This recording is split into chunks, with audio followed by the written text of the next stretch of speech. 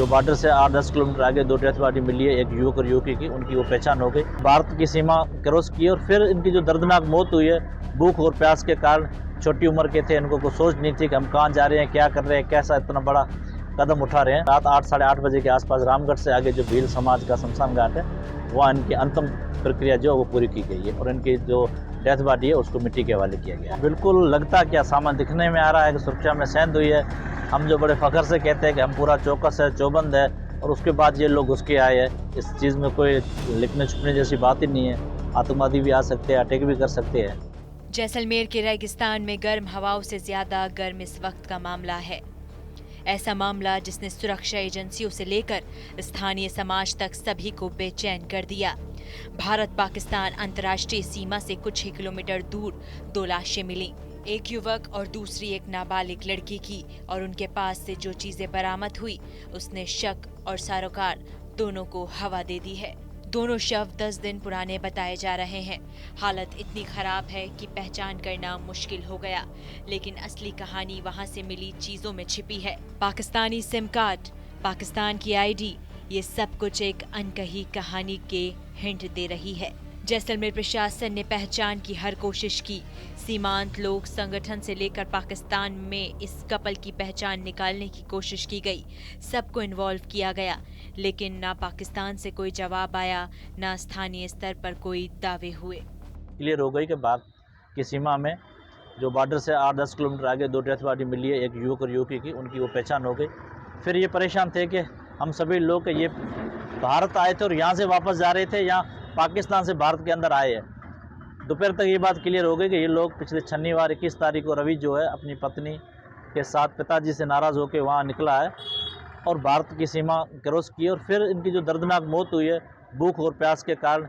छोटी उम्र के थे, इनको कोई सोच नहीं थी कि हम कहाँ जा रहे हैं, क्या कर रहे हैं, कैसा इतना बड़ा कदम उठा रहे हैं, और उसी बेदर्द इनकी भूख और प्यास के कारण मौत हो गई। शवों की हालत बिगड़ती जा रही थी। ऐसे में फैसला हुआ मानवीय आधार पर अंतिम संस्कार का। रामगढ़ के भील शमशान घाट में क्रियाक्रम किया गया, लेकिन इस बार रिवाज बदला गया। दोनों शवों को जलाया नहीं गया, दफनाया गया। कारण पहचान का संकट और समाज की भावनाएं। इस अंतिम संस्कार में समाज के बड़े लोग मौजूद रहे। नाथुराम भील से लेकर दिलीप सिंह सोढ़ा और सीमांत लोक संगठन के तमाम प्रतिनिधि। उसके बाद यहाँ परसों रामगढ़ में पोस्टमार्टम हो गई। कल इनमें जो प्रशासन के द्वारा प्रक्रिया होती है वो सब हो गई और शाम को 4 बजे हमें फ़ोन आया था नाथुराम जी की और मुझे कि हम इनकी जो अंतिम प्रक्रिया वो कर रहे हैं, आप लोग आ जाओ रामगढ़। फिर हम यहाँ निकले 5-6 जन, मैं, नाथुराम जी, गुलशन कुमार, दीवान राम, मेवा जी और सुमा राम जी। हम रामगढ़ गए। रात 8 साढ़े 8 बजे के आसपास रामगढ़ से आगे जो भील समाज का शमशान घाट है, वहाँ इनकी अंतिम प्रक्रिया जो वो पूरी की गई है और इनकी जो डेथ बॉडी है उसको मिट्टी के हवाले किया गया है। अब ये मामला सिर्फ 2 लाशों तक सीमित नहीं है।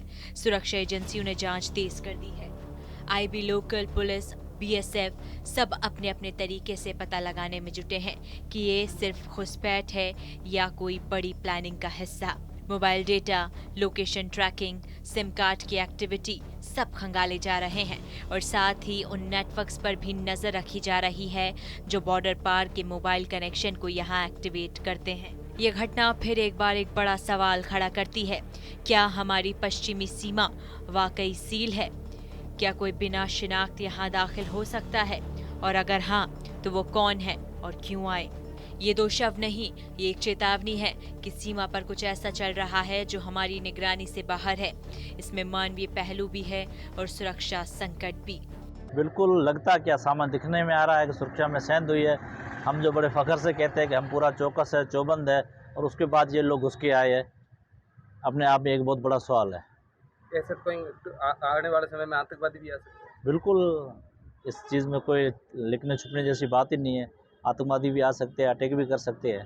पाकिस्तान से आए इस दंपत्ति की ये घटना दिल दहलाने वाली है। समाज में डर है कि कहीं ये किसी उनके जैसे परिवार का हिस्सा तो नहीं, और अगर नहीं तो क्या ये उनके भविष्य की आशंका की एक झलक है।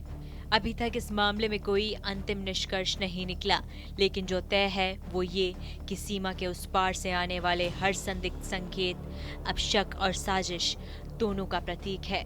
जैसलमेर की ये 2 लाशें सिर्फ शरीर नहीं, एक चेतावनी है। सुरक्षा एजेंसियों के लिए एक अलार्म और समाज के लिए एक सवाल, कितनी सुरक्षित हैं हमारी सरहदें और कितने खोखले हो चुके हैं इंसानी रिश्तों के दावे।